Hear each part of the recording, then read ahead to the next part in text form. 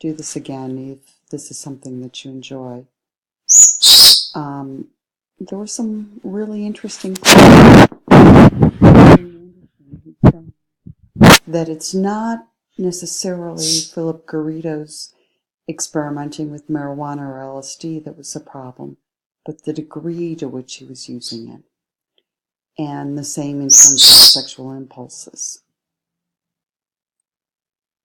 Jeff Arnold says, that we could look into a crowd of people and find one person acting differently than all the others and assume that they were, that their behavior was abnormal.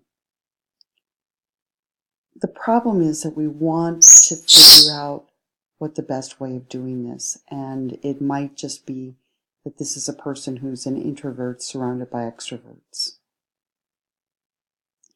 James Emery, in talking about Britney Spears, said that she had felt that she wasn't in complete control of her life during that period of time, that my life was controlled by too many people, and that doesn't really let you be yourself.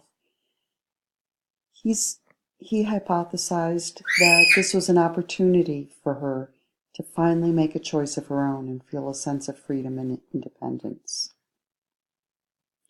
Crystal Geibel talks about seeing a person walking down the street wearing a pink bunny costume and wondering, is this person with a group or alone? Is this person required to wear the costume?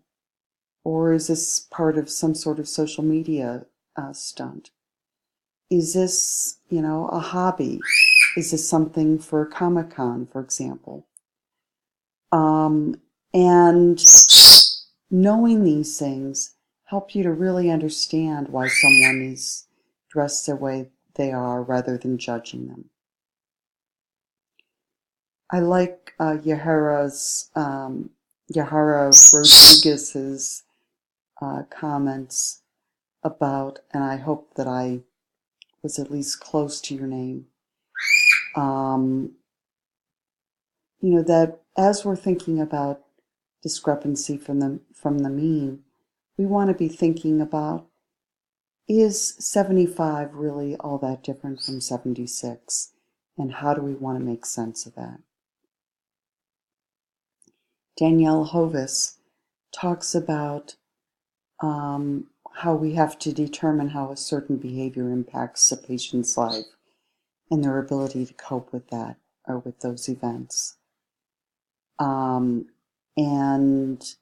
that someone who experiences an event and is unable to get over the fear, may experience their anxiety levels continuing to grow and disrupting their typical way of life. We need to be able to figure out what's normal for a person based on, all of the criteria that she described in order to determine the cause of abnormal behavior and the proper course of treatment. Amanda Williams says, similarly, there's also a risk that a mental disorder diagnosis may lead to some into the self-fulfilling prophecy trap. Because you think that you have it, therefore I am. Nice observation. Eamon Ross says, I think that labels can help people better understand someone, so sometimes they're useful.